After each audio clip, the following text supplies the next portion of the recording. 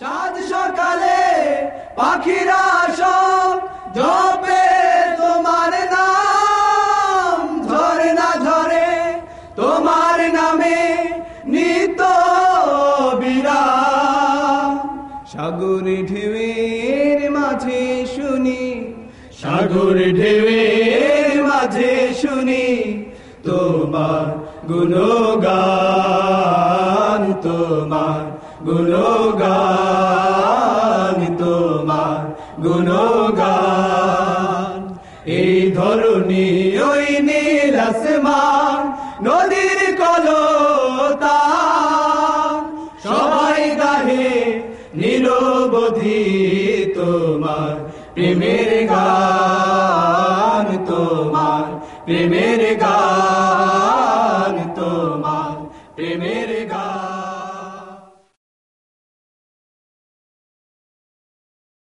এই পর্যায়ে আপনাদের সঙ্গে বিশ্ব মানবতার মুক্তির সনদ মহাগ্রন্থ কোরআন থেকে তাফসীর পেশ করছেন আল্লামা দেলোয়ার হোসেন সাইদি সাহেব।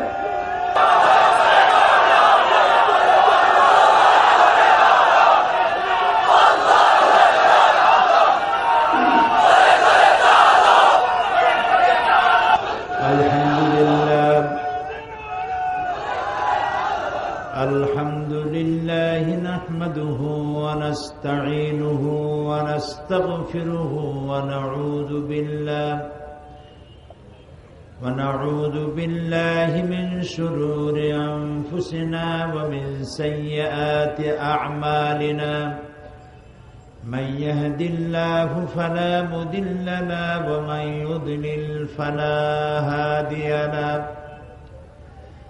ونشهد أن لا إله إلا الله وحده لا شريك له.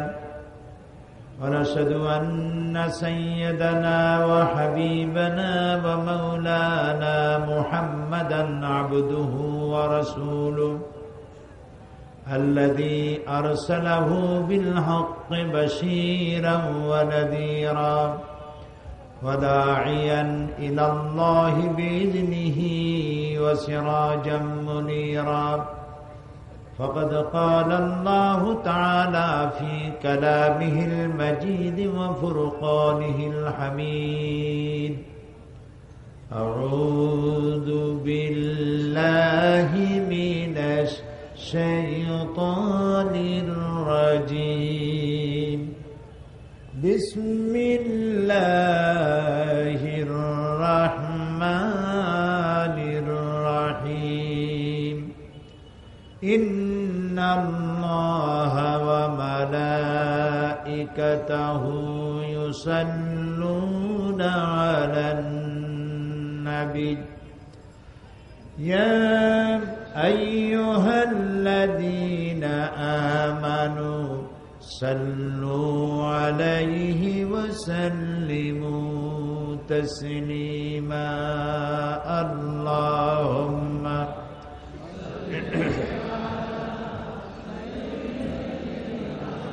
مولانا محمد وعلى آل سيدنا مولانا محمد. اللهم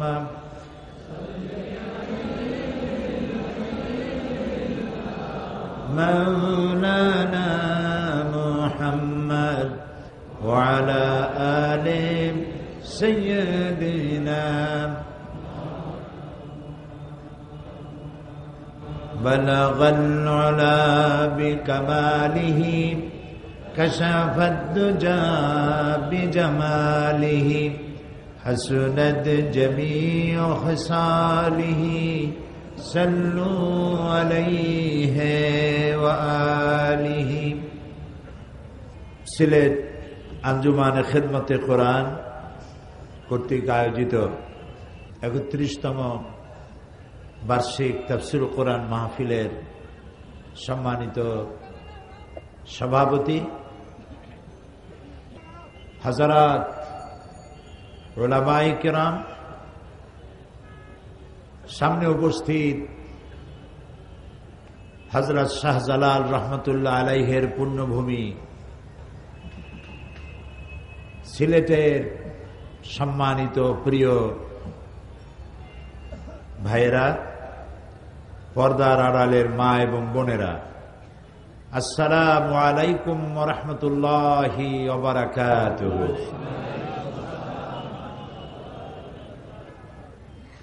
আমরা মহান আল্লাহ তাবারক ওয়া তাআলার দরবারে শুকরগুজার হচ্ছি, যিনি প্রায় 3 বছরের কাছাকাছি হলো এই ময়দানে দীর্ঘদিন পরে কোরআনের আওয়াজ আবার চালু করে দিলেন। সেই আল্লাহ তাআলার দরবারে শুকরিয়া আদায় করছি, পড়ছি আলহামদুলিল্লাহ। রব্বানা লাকাল হামদ হামদান কাসীরান তাইয়্যিবান মুবারাকান ফীহি ইয়া রাব্বি লাকাল হামদু কামা ইয়ানবাগি লিজালালি ওয়াজহিকা ওয়া আযীমি সুলতানিকা। সেজদা অবনত চিত্তে শুকরিয়া আদায় করি বিশাল আকাশের মালিক, বিস্তীর্ণ এই জমিনের মালিক, কুল কায়নাতের মালিক আল্লাহ সুবহানাহু ওয়া তাআলা, যিনি 2 বছর ধরে কোরআনের বিশাল বিশাল তাফসীরুল কোরআন মাহফিল যারা বন্ধ করে রেখেছিল, তাদের চক্রান্ত এবং ষড়যন্ত্র থেকে আল্লাহ তাআলা কোরআনের তাফসীরের বদ্ধ দরজা সিলেটের ময়দান থেকে আল্লাহ তাআলা খুলে দিলেন। আজ সে আল্লাহর দরবারে সেজদা অবনত চিত্তে শুকর আদায় করছি, পড়ছি আলহামদুলিল্লাহ। বিগত 2 বছর আমাকে কোরআনের তাফসীরের মাহফিল করতে দেওয়া হয়নি।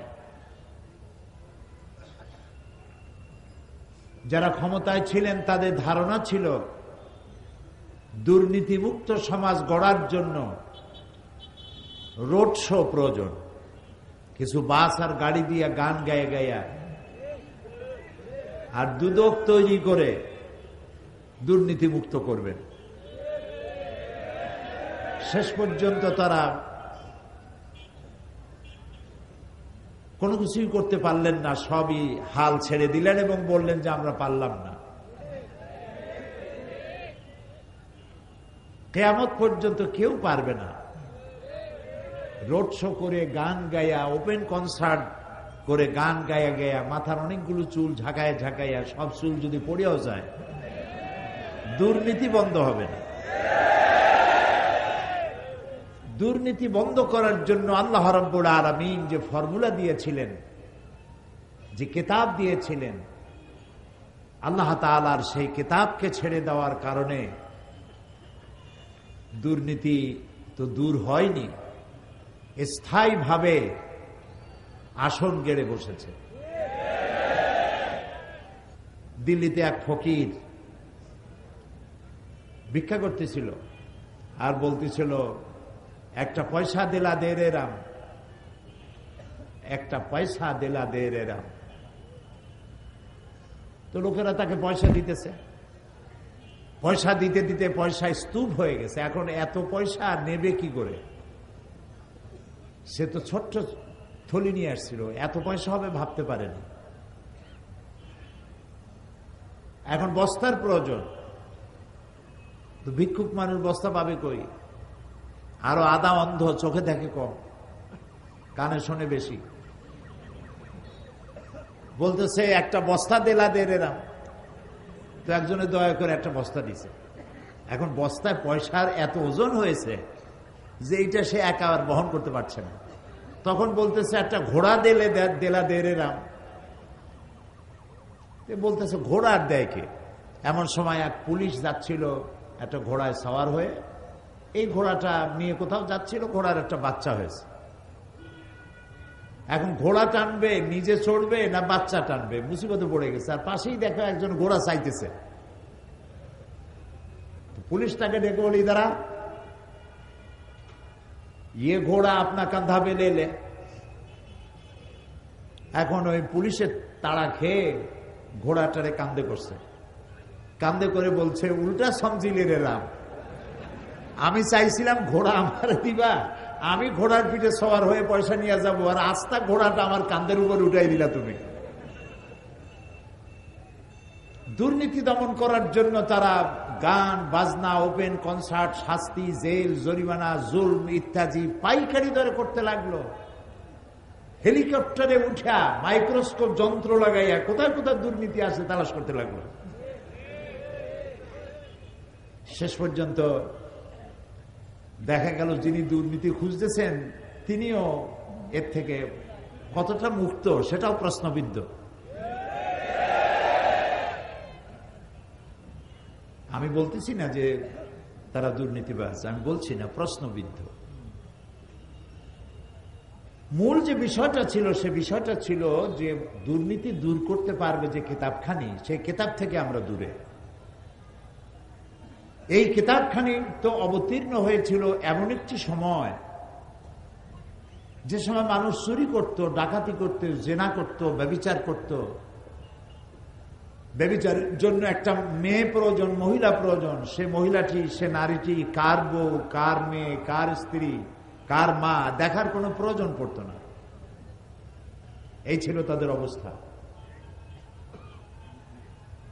সেই যুগে কোরআন অবতীর্ণ হওয়ার পর এই কোরআনের আলোতে, এই কোরআনের কারণে যারা ছিল চোর, ডাকাত, নারীর ইজ্জত এবং সম্ভ্রম হরণকারী, সেই লোকগুলি নারীর সম্মানের পাহারাদার হয়ে গেল। সুবহানাল্লাহ বলবেন না? চুরি ডাকাতি যাদের নিত্য নৈমিত্তিক চরিত্র, সেই লোকগুলি হয়ে গেল মানুষের সম্পদের পাহারাদার হয়ে গেল। মরুভূমির রাখালগুলি রাখালগিরি করে বেড়ায়, চুরি করে ডাকাতি করে বেড়ায়। মরুভূমির রাখালগুলি ন্যায় বিচারক বাদশা হয়ে গেল। মরুভূমির রাখালগুলি, পথচারী মরুচারী লোকগুলি, হাইজ্যাকার লুটেরাগুলি এ কোরআন শরীফের সংস্পর্শে এসে তারা ন্যায় বিচারক বাদশা হয়ে গেলেন। তারা দিগ্বিজয়ী সেনাপতি হয়ে গেলেন। তারা ন্যায় বিচারক বিচারপতি হয়ে গেলেন। সুবহানাল্লাহ বিহামদিহি। আমাদের দুর্ভাগ্য, এই কিতাবটারে চিনতে পারিনি। এই কিতাবের সাথে আমাদের সম্পর্ক কমে গিয়েছে। আপনাদের অত্যন্ত প্রিয় ওয়াইজ মুফাসসির মাওলানা আবু তাইয়েব সতপুরি সাহেব সুন্দর ভাবে কথাগুলি বুঝাইছেন।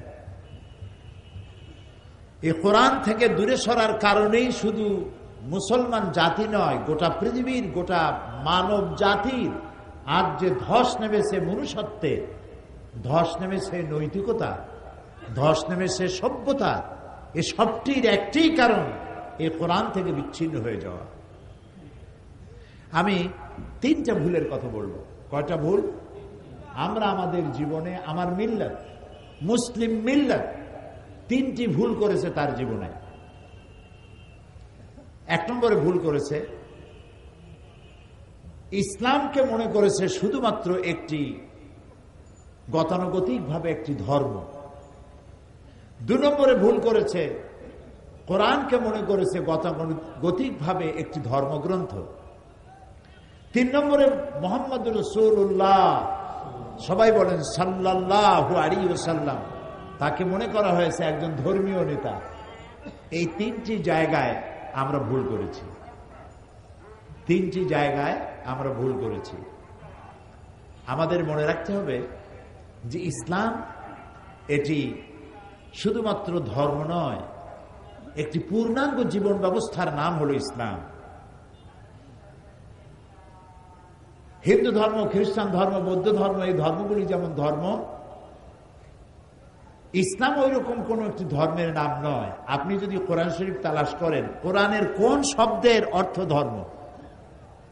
ইসলামকে আল্লাহ তাআলা ব্যবহার করেছেন দিন শব্দ দিয়ে। কি বলেছেন বলুন তো? দিন। এবং আদ-দ্বীন বলেছেন, মানে একমাত্র জীবন ব্যবস্থা। এটার নাম কি? সবাই বলেন ইসলাম। নাম কি? ইসলাম। তো যেটা পূর্ণাঙ্গ জীবন ব্যবস্থা সেটাকে আমরা ইসলাম মনে করেছি। আমি যদি প্রশ্ন করি হিন্দু ধর্ম কারে বলে, আপনি বলবেন 12 মাসে 13 পূজা জারি করে, 33 কোটি দেবতাকে যারা দেবতা হিসেবে মানে, গাছ পূজা করে, সূর্য পূজা করে, সাপ পূজা করে, এটা হিন্দু ধর্ম। খ্রিস্টান ধর্ম কোনটা? ক্রস ঝুলায়, ঈসা আলাইহিস সালামকে জিসাস খ্রাইস্ট বলে এবং তাকে সন অফ গড বলে, রবিবার দিন গির্জায় যায়, এটা খ্রিস্টান ধর্ম। তাহলে ইসলাম কি? ইসলাম ধর্ম যারা নাকি নামাজ পড়ে, রোজা রাখে, দাড়ি রাখে, মাথায় টুপি দেয়, এটা হলো ইসলাম ধর্ম। হইল? বলেন হইল? এটা হলো না। ইসলাম একটি পূর্ণাঙ্গ জীবন ব্যবস্থার নাম, এটি গতানুগতিক ভাবে একটা ধর্ম নয়। এখন কোরআনকে গীতা, বেদ, বাইবেল, ত্রিপিটক, জিন্দা বিস্তার যেমন ধর্মগ্রন্থ, আপনি কি কোরআনকে সেরকম ধর্মগ্রন্থ মনে করেন? আমি জবাব চাচ্ছি। আপনি সেরকম মনে করেন? কোন মুসলমান তা মনে করতে পারে না, এবং যারা লেখাপড়া করে তারাও এটা মনে করতে পারে না যে এটা ওই রকম নয়। ওখানে কিছু গল্প গুজব, দেবতার কাহিনী, কিছু লীলা, কিছু কীর্তি, কিছু বিভিন্ন ধরনের কথাবার্তা আছে। আমি সম্মান করি সমস্ত ধর্মগ্রন্থকে, কিন্তু কোরআন ওর থেকে ভিন্ন। কোরআন এত ভিন্ন যে ওর সাথে এর কোনো সম্পর্কই নেই। এটা একদম আলাদা একটি কিতাব। এখানে আপনি সব পাবেন। আপনি প্রশ্ন করুন, মানুষের জীবনের জন্য প্রয়োজন এমন একটা প্রশ্ন করুন যেটা কোরআন শরীফে জবাব নেই। সুবহানাল্লাহ বলবেন না? আপনার আমার জীবনে, মানবতার জীবনে, এটা কিন্তু হুদাল্লিল মুসলিমিন নয় শুধুমাত্র। কোরআনে কারীমের মধ্যে আল্লাহ তাআলা কি বলেছেন? এটাকে হুদাল্লিল নাস। আন্নাস, আন্নাস, নাসের আগে যে আলিফ লাম লাগানো হয়েছে, আলিফ লাম ইস্তিগরাকি, এর অর্থ হচ্ছে কোরআন যেদিন নাজিল হয়েছে সেদিন থেকে নিয়ে কিয়ামত পর্যন্ত যত মানুষ আসবে, দল, মত, বর্ণ, জাতি নির্বিশেষে গোটা মানব গোষ্ঠীর জন্য সর্বশেষ হেদায়েতের কিতাব কোরআন। এটা শুধু আমার জন্য আর আপনার জন্য। আমি দাবি করতেই পারবো না যে কোরআন শুধু মুসলমানদের। যেমন বেদ লোয়ার কাস্ট, হিন্দু ধর্মের লোকের, বর্ণ, নিম্ন বর্ণ শ্রেণীর হিন্দুরা যদি বেদ স্পর্শ করে 14 গোষ্ঠী নরকে যাবে। এখানে শুধুমাত্র ব্রাহ্মণদের অধিকার। কোরআন সম্পর্কে এরকম কথা আছে যে মৌলভী সাহেব, হুজুররা ছাড়া এই কোরআন কেউ স্পর্শ করতে পারবে না, 14 গোষ্ঠী হাবিয়া দোজখে যাবে। আছে এমন কথা? নাই। হুদাল লিন্নাস, হাযা বায়ানুল লিন্নাস, গোটা মানব গোষ্ঠীর জন্য আল্লাহ তাআলা কোরআনে কারীমকে পাঠাইছেন। সুবহানাল্লাহ। মানব গোষ্ঠীর জন্য হেদায়েতের কিতাব। গত অক্টোবর মাসে আমাকে দুবাই সরকার দাওয়াত দিয়েছিল। আরব আমিরাতের উপরাষ্ট্রপতি, প্রধানমন্ত্রী এবং দুবাইয়ের শাসক মোহাম্মদ বিন রাশেদ আল মাকতুম, তিনি দাওয়াত দিয়েছিলেন আমাকে বক্তব্য রাখার জন্য। পৃথিবীর 72টা দেশ সেখানে অংশগ্রহণ করেছিল। আন্তর্জাতিক কোরআন হেফজ কম্পিটিশন। ওখানে আমার জন্য বক্তব্য রাখার জন্য দুবাই ন্যাশনাল ঈদ গ্রাউন্ড, সেখানে আমাকে বক্তব্যের জায়গা দেওয়া হলো। ওখানকার পত্রিকায় লিখেছে উপস্থিতি ছিল 250,000-এর ওপরে। আমার বক্তব্যের বিষয় ছিল the scientific miracles in the Holy Quran, কোরআনের বিজ্ঞানময় মুজিজা। 2 ঘন্টা বক্তব্য রেখেছিলাম। ওরা আমার এই বক্তব্যকে সিডি বিসিডি করে বিনামূল্যে বিতরণের ব্যবস্থা করেছে দুবাই সরকার, এবং বাংলাদেশে সেই বক্তৃতা বইয়ের আকারে ছাপা হয়েছে। 2 ঘন্টার বক্তৃতা। সেখানে বক্তৃতার বিষয় ছিল কোরআনের বিজ্ঞানময় মুজিজা। তো আমাকে সাবজেক্ট পাঠায় দেওয়া হয়েছে যে এই সাবজেক্টের উপর বক্তব্য রাখতে হবে। তো আমি কোরআন শরীফ খুঁজতে লাগলাম বিজ্ঞানের আয়াত কি পরিমাণ পাওয়া যায়। তো আমি তো লোকেরা আমাকে আন্দাজে মুফাসসির কোরআন বলে, আসলে তো আমি কোরআনের তালিবে ইলম, কোরআনের ছাত্র। মুফাসসির কোরআন হওয়ার যে যোগ্যতা থাকা দরকার সেটা আমি এখন অর্জন করতে পেরেছি বলে মনে হয় না। আমি কোরআন শরীফ খুঁজতে লাগলাম, আমার কাছে ধরা পড়লো অন্তত 1000 খানেক আয়াত আছে শুধু বিজ্ঞান সম্পর্কিত। আজকের বিজ্ঞান যে কথাগুলি বহু পরিশ্রম, বহু মেধা খরচ করে, বহু বিলিয়ন মিলিয়ন ট্রিলিয়ন ডলার খরচ করে যে তথ্য আবিষ্কার করছে, সে কথাগুলি আল্লাহ রাব্বুল আলামিন 1450 বছর আগে এ কোরআনে কারীমের মধ্যে আগেই বলে রেখেছেন। সুবহানাল্লাহ।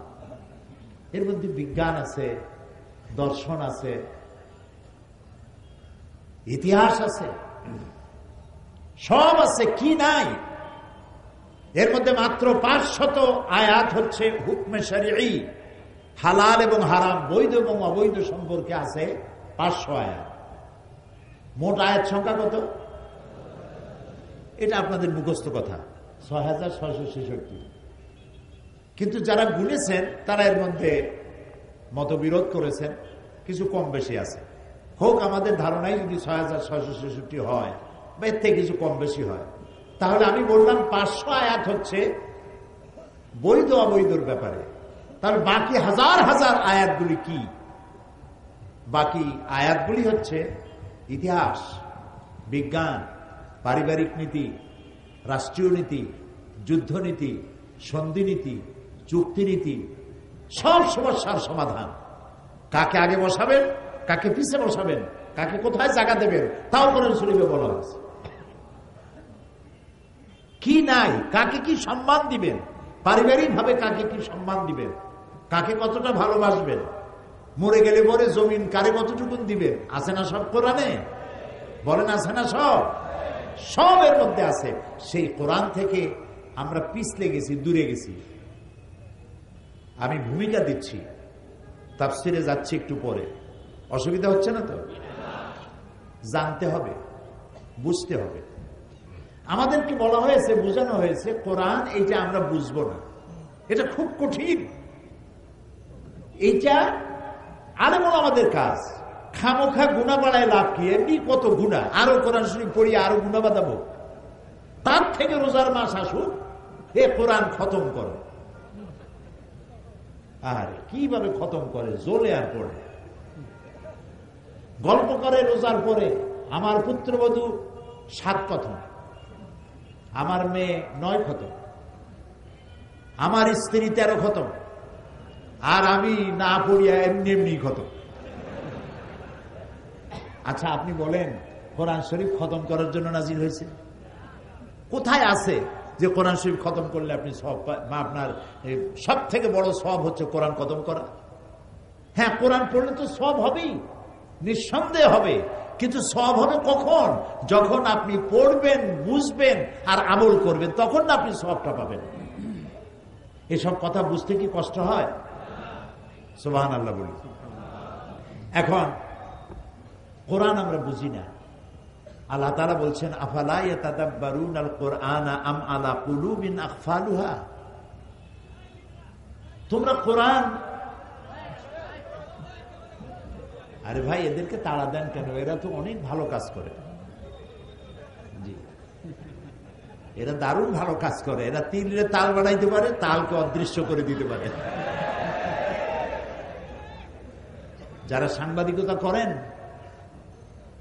ওনারা, আপনার এই খবরটাকে সিলেটের মধ্যে রাখবেন না, এই খবরটাকে সারা বাংলাদেশ জানতে পারবে। আলহামদুলিল্লাহ বলুন।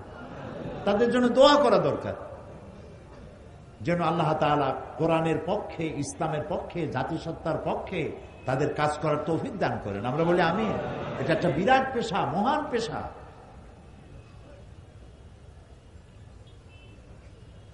তো কোরআনে কারীমকে আমরা বলতেছি যে কোরআন বুঝবো না, খুব কঠিন।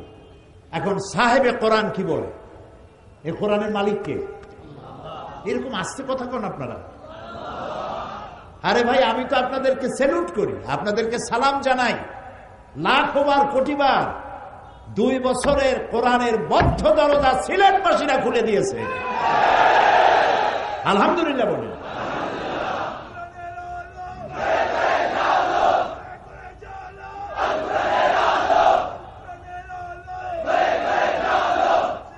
অন্ধকার দূরীভূত হবে কোরআনের আলোতেই ইনশাআল্লাহ। অমাবস্যা সারা পক্ষকাল থাকে না, এরপর পূর্ণিমার ঝলমলে আলো, সূর্যের আলো দিয়ে আলো বিকিরণ করে গোটা পৃথিবীকে আলোয় আলোয় উদ্ভাসিত করে দেয়। হযরত আলী রাদিয়াল্লাহু তাআলা আনহু কাররামাল্লাহু ওয়াজহাহু কি সুন্দর কথা বলেছেন। হযরত আলী বলেছেন, বিপদ যত বড় হোক, যত কঠিন হোক, তা কখনো চিরস্থায়ী হয় না। ভয় পাওয়ার কোনো কারণ নেই। তা আমরা মালিককে জিজ্ঞেস করি, কিসের মালিক? কোরআনের মালিক। কথা যেন মনে থাকে। আর আমি জানি সিলেটের লোকদের মেমোরি ভালো। কাকে জিজ্ঞেস করব? চলুন কোরআনের মালিককে জিজ্ঞেস করি। তিনি আবার এমন মালিক, তার গোলামেরা জিজ্ঞেস করতে পারে, এটা তিনি জানেন। সেই জন্য সোয়ালে মুকাদ্দারের জবাব প্রশ্ন করার আগেই তিনি জবাব দিয়ে রেখেছেন। সূরা কামার 4 বার একটা কথা বলেছেন আল্লাহ রাব্বুল আলামিন। সূরা কামারে একই কথা 4 বার, একটি প্রশ্নের জবাব তিনি প্রশ্ন করার আগেই দিয়ে দিয়েছেন। ওয়ালাকাদ ইয়াসসারনাল কুরআনা লিযিকর ফাহাল মিন মুদ্দাকির। ওয়ালাকাদ ইয়াসসারনাল কুরআনা লিযিকর। আমি আল ওয়ালাকাদ, আমি অবশ্যই, নিশ্চয়ই কোরআনকে মানুষের কাছে বোঝার জন্য সহজ করে দিয়েছি। ফাহাল মিন মুদ্দাকির, আছে কি কেউ এর থেকে উপদেশ গ্রহণ করা? আল্লাহ বলেন সহজ করেছি, আর আমি যদি বলি কোরআন বোঝা কঠিন, তাহলে আমার ঈমান থাকবে? নাউযুবিল্লাহি মিন যালিক। আরে আল্লাহ কয় সহজ, আমি বানাইছি কঠিন। আমাকে বলা হয়েছে কোরআন পড়ো, ইকরা বিসমি রাব্বিকাল্লাযী খালাক। আমার উপরে প্রথম অর্ডার, আমার নবীর উপরে প্রথম অর্ডার, পড়ো। আমি জিজ্ঞেস করতে চাই সিলেটের সুশিক্ষিত অধিবাসীদেরকে, বলুন তো পৃথিবীর কোন ধর্মগ্রন্থে আছে পড়ো এই কথা দিয়ে শুরু হয়েছে? আছে কোন ধর্মগ্রন্থ? কোরআন। আল্লাহ বলছেন পড়ো পড়ো পড়ো, রিড এন্ড রিড। যত পড়বে ততই তোমার জ্ঞান বাড়বে। তোমার রবের নামে পড়ো। আল্লাহ বলছেন এটা পড়ো, আর আমি পড়তেছি না। আমি পড়তেছি কি, এটা বোঝা খুব কঠিন, এর থেকে হাদিস সহজ। আসুন আমরা হাদিস পড়ি। এখন আবার বুখারী শরীফ খতম সিলসিলা চালু হয়েছে। কোরআন শরীফের তাফসিরের বাড়ির কাছেও নাই, বুখারী শরীফ খতম করতেছি। আপনারা মাদ্রাসাগুলি তালাশ করে দেখেন, তাফসিরের ক্লাসে ছাত্র কম, হাদিসের ক্লাসে ছাত্র বেশি। শাইখুল হাদিস তো পাওয়া যায়, কিন্তু শাইখুল তাফসির পাওয়া যায় না, যথেষ্ট অভাব। শাইখুল হাদিস বললে মানুষ কি করবে দিশা করতে পারে না সম্মানের ঠেলায়, কিন্তু শাইখুল তাফসির খুঁজেও পাওয়া যায় না, আর পাইলে পরেও ওই মর্যাদা হয় না যা শাইখুল হাদিসের হয়।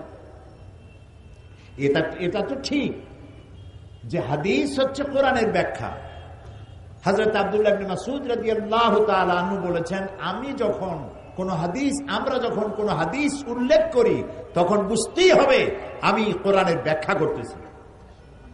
সুবহানাল্লাহ বলেন। হাদিস হচ্ছে কোরআনের, বলেন না কেন? আমার বড় অভ্যাস আমার শ্রোতাদেরকে আমার সাথে রাখা, কথা বললে সাথে থাকে, আর কথা না বলাইলে মন চলে যাবে জিন্দে বাজারে, আর আমি মুদ্দে বাজার বক্তৃতা করবো, কথা হয়। তা আমি সেই জন্য সাথে রাখতে চেষ্টা করি। আপনারা রাগ করেন না তো? হাদিস হচ্ছে কোরআনের ব্যাখ্যা। তো ব্যাখ্যার কাছে আমি কখন যাব? যখন আমি আসল জানবো। আমি আসলই জানি না, ব্যাখ্যার পিছনে লেগে আছি। এটা কি হয়? আগে তো আসল জানতে হবে, পরে আমি ব্যাখ্যার কাছে যাব, ঠিক কিনা? আসল কোনটা? এ কোরআন। এ কোরআনের যেখানে আমি বুঝবো না সেখানে কোথায় যাব? হাদিসের কাছে যাব। কারণ এই কোরআনে কারিমের মধ্যে 5 ওয়াক্ত নামাজের কথা আছে, ওয়াক্তগুলি বলা আছে। কিন্তু জোহরে কয় রাকাত, আসরে কয় রাকাত, মাগরিবে কয় রাকাত তা কি কোরআন শরীফে আছে? বলেন আছে? নাই। আমাকে নামাজ পড়তে হলেই যেতে হবে কোথায়? হাদিসের কাছে। নামাজ যে পড়তে হবে এটা বুঝলাম কোথায়?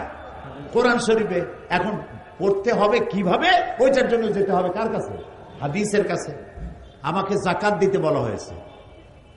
স্বর্ণ রৌপ্য জমা করো না, যাকাত দাও। অর্থ সঞ্চয় করো না, যাকাত দাও। এটা এখানে বলা আছে। কিন্তু সোনা কতটুকুন হলে দেব, রূপা কতটুকুন হলে দেব, গরু কয়টা হলে দেব, ধান কয় মন হলে দেব, তা কি আছে কোরআনে? আরে ভাই কথা কোন আছে? সবাই না জানলে আলেমরা তো জানেন, ওলামারা বলবেন, আমার কথা ভুল হলে তাও বলে দেবেন।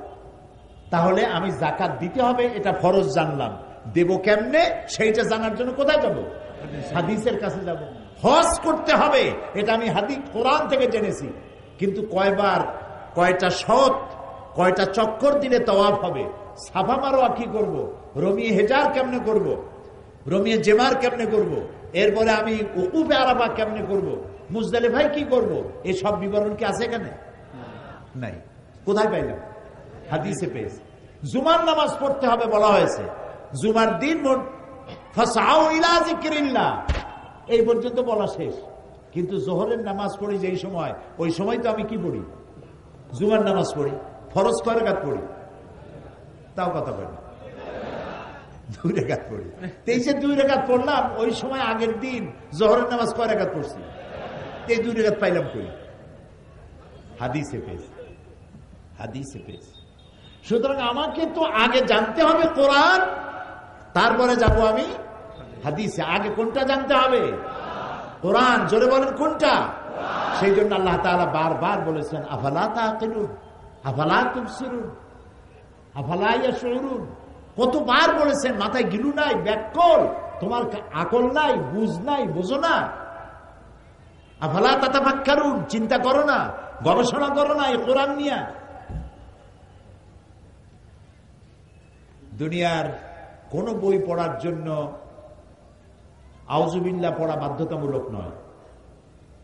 এমনকি কোরআন শরীফ পড়তে বিসমিল্লাহ পড়াও বাধ্যতামূলক নয়।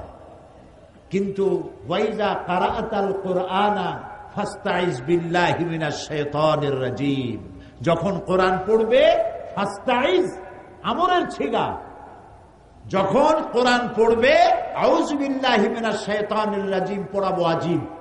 ওয়াজিব তরক করবেন বুঝে শুনে, ওয়াজিব তরক করার গুনাহ হবে। আপনি আল্লাহর হুকুমকে লঙ্ঘন করেছেন। এটা কেন? বিসমিল্লাহ বাধ্যতামূলক নয়, আউযুবিল্লাহ পড়া বাধ্যতামূলক কোরআনের জন্য। কেন?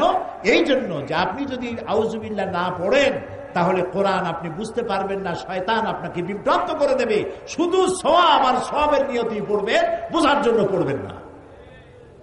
এই জন্য শয়তানের কাছ থেকে পানাহ চেয়ে নেবেন কোরআন তেলাওয়াত করতে গিয়ে। আল্লাহ, শয়তানের ওয়াসওয়াসা দিয়া আমাকে বাঁচাও, আশ্রয় দাও, আর কোরআন বোঝার তৌফিক দাও। সুবহানাল্লাহ, সুবহানাল্লাহ।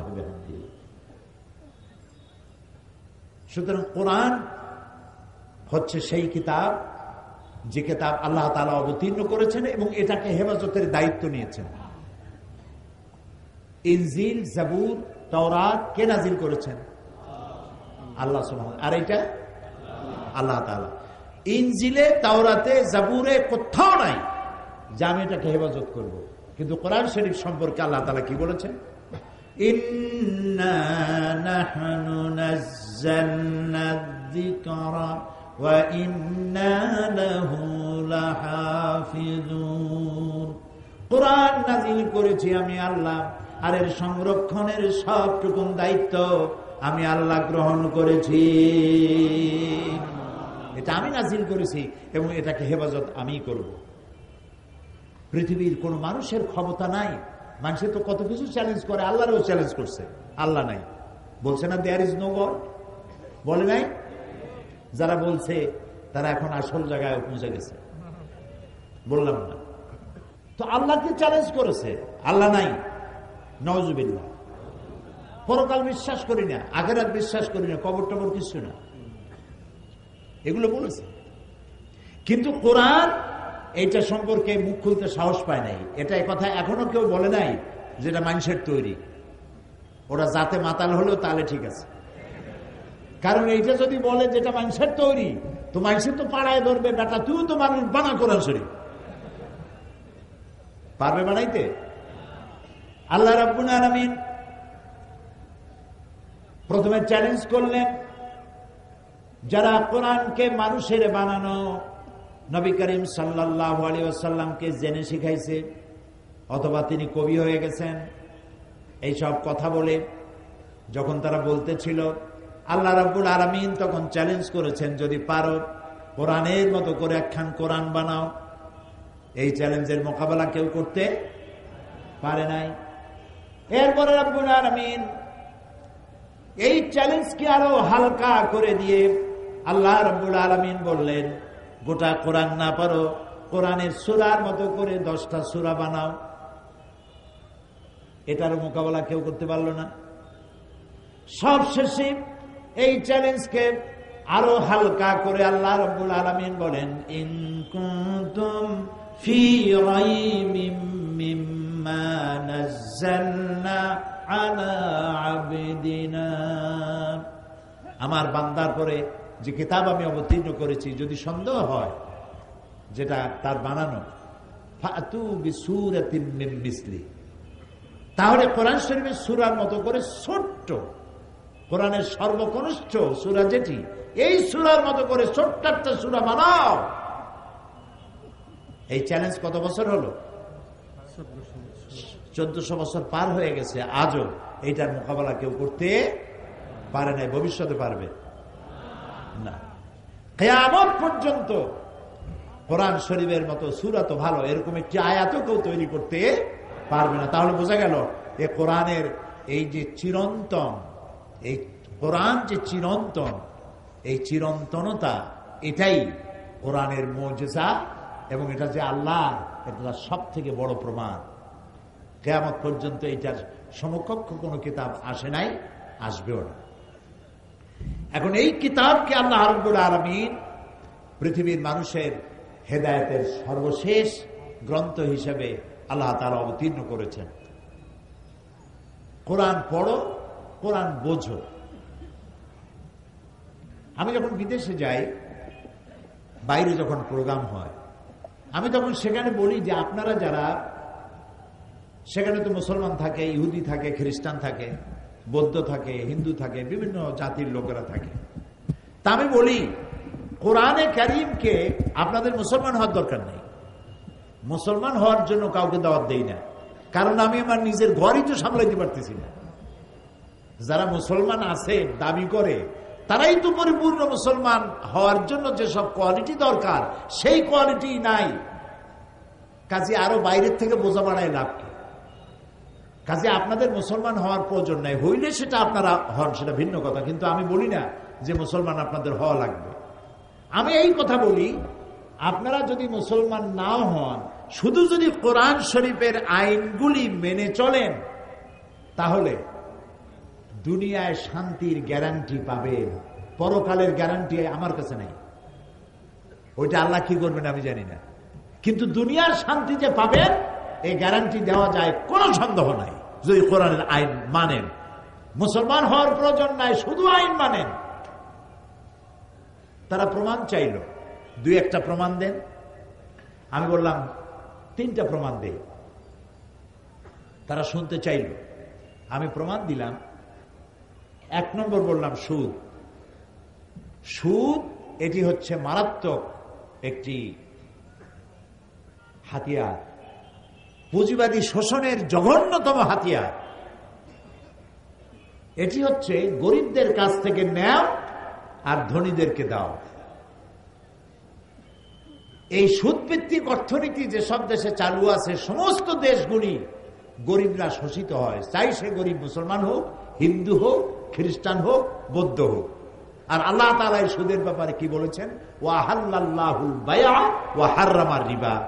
আমি সুদকে করেছি হারাম আর ব্যবসাকে করেছি হালাল।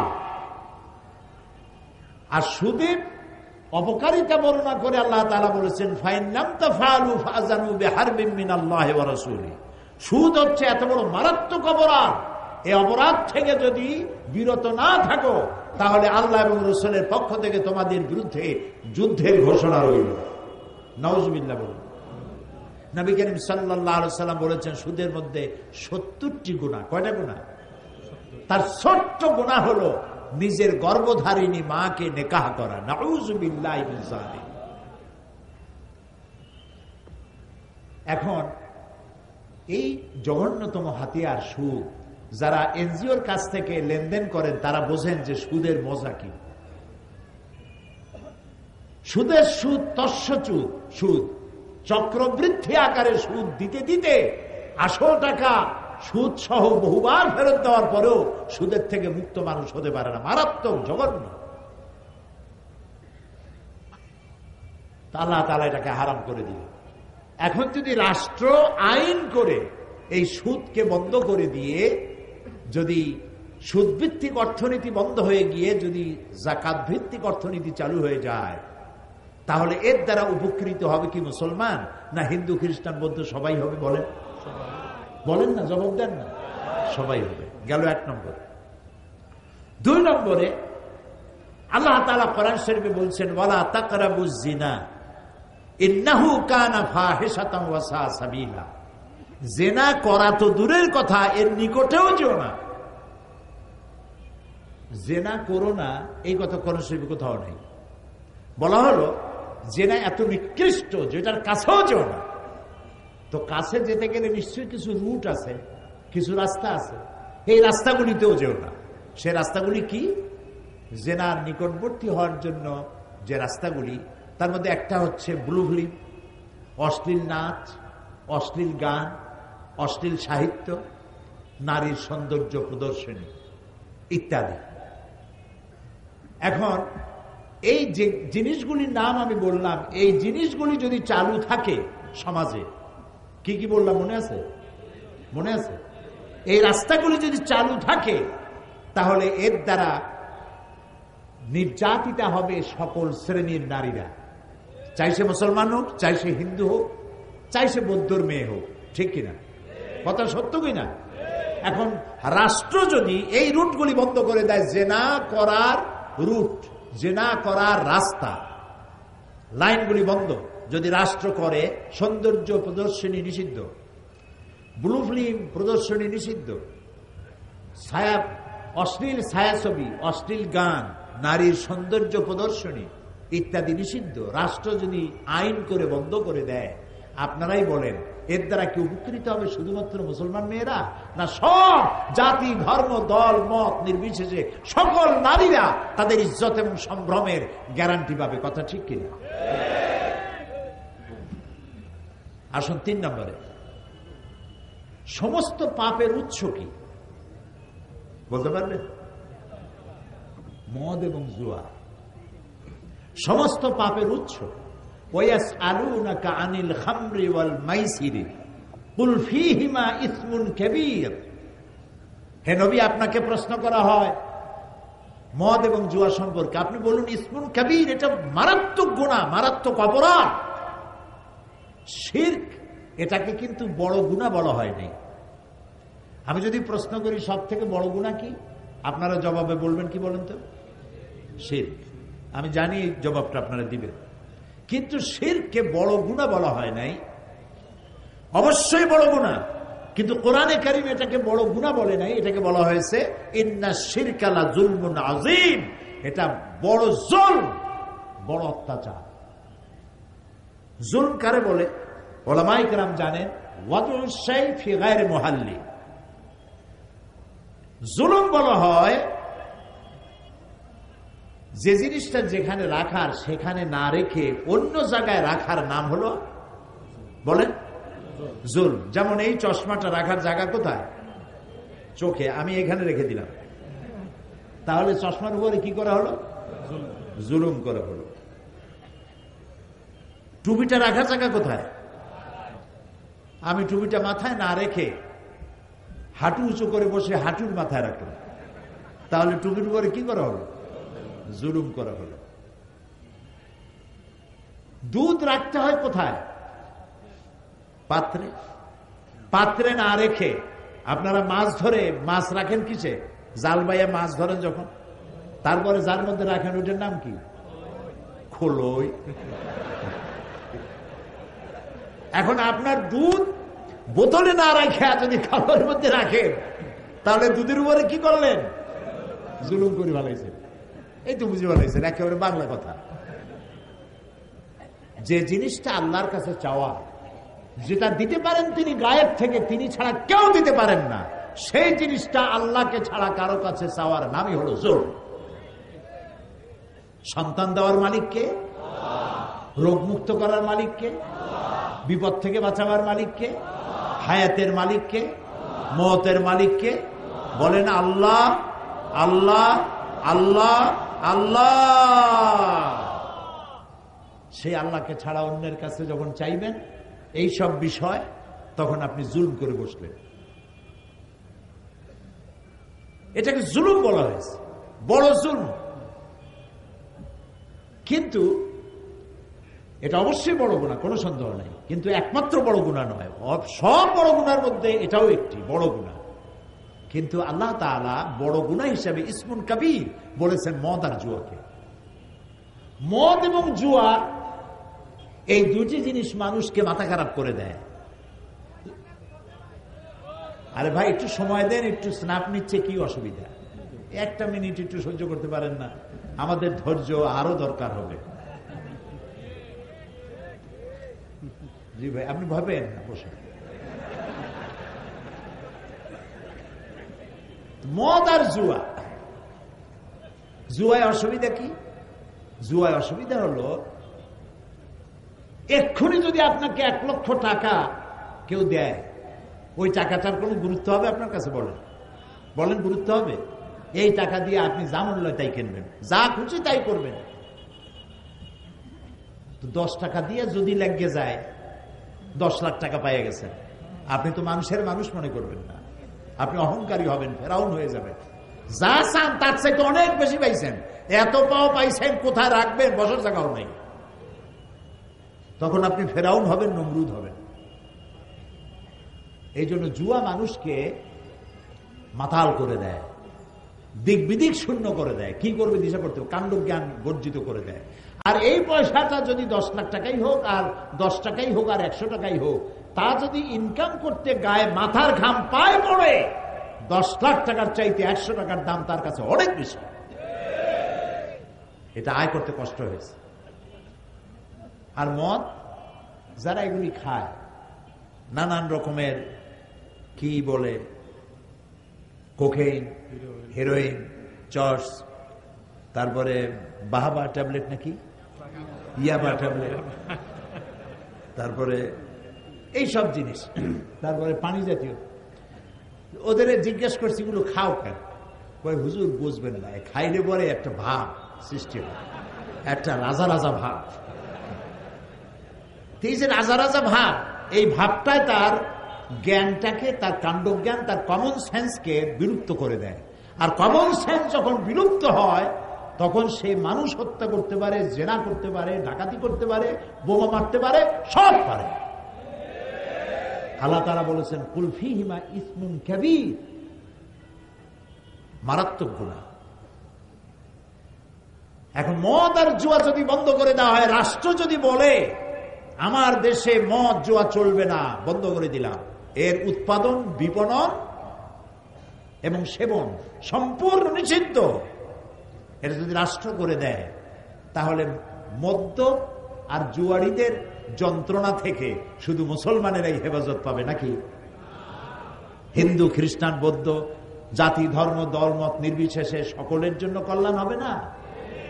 আমি সেখানে বললাম এই 3টা উদাহরণ যথেষ্ট, আরো বহুত আছে, দিলাম না। এই 3টা উদাহরণ যথেষ্ট। কোরআন শুধু মুসলমানদের জন্য আসে নাই, আল্লাহর কসম, কোরআন শুধু মুসলমানদের জন্য আসে নাই। এটা মুসলমানদের জন্য হতো যদি আল্লাহ হতেন আলহামদুলিল্লাহ রব্বিল মুসলিমিন। আল্লাহ কি রব্বিল মুসলিমিন শুধু? তাহলে রব্বুল আলামিন কেন পড়ি? তিনি সকলের রব, সকল সৃষ্টি তার, আল্লাহ তাআলা। সেই জন্য তিনি যে আইনের কিতাব তৈরি করেছেন, বই তৈরি করেছেন, এটাকে সার্বজনীন।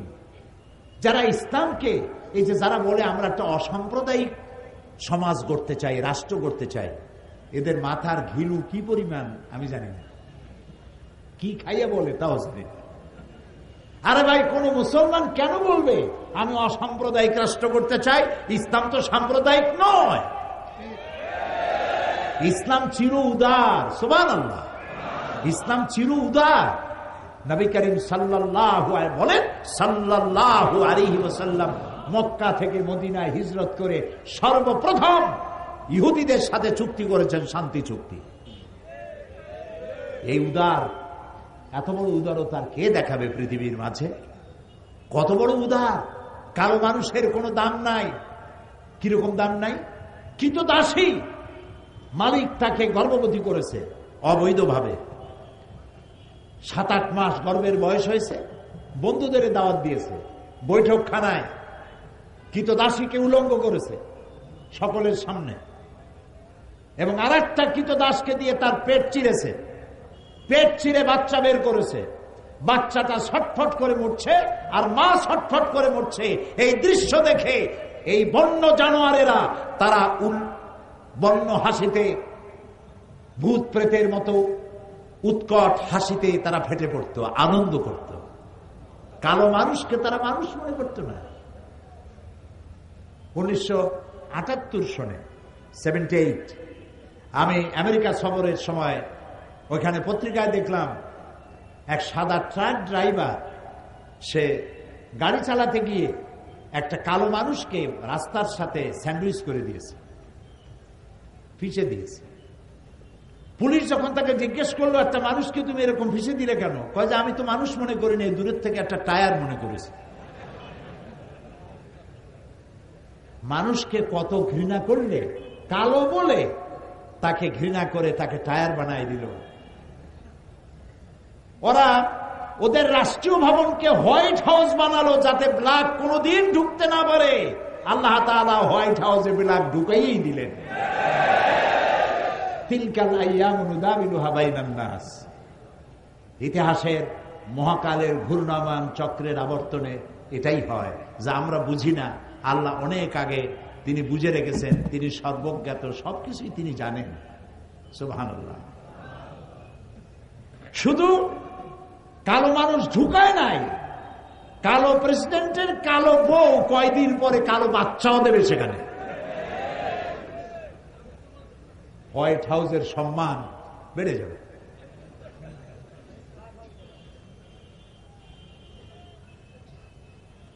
প্রিয় ভাই সব, নবী করিম সাল্লাল্লাহু আলাইহি ওয়াসাল্লাম সাদা এবং কালোর আকাশচুম্বী ব্যবধান দূর করেছেন। মক্কায় যখন প্রবেশ করতেছিলেন ফতে মক্কার দিনে, আপনারা কি ভয় পাইছেন নাকি? খুব কি দুশ্চিন্তাগ্রস্ত? মাঝে মধ্যে জবাব দেন যখন তখন, মনে হয় ভয় টয় পাইছেন, মনে হয় ক্যামেরার ফ্ল্যাশ দেখলে মনে হয় আটকে ওঠে। আরে ভাই, ভয় পাওয়ার কারণ নাই। বদরের বিজয় হয়, ওহদের পরাজয় হয়, আবার সামনে ফতে মক্কার হাতছানি থাকে।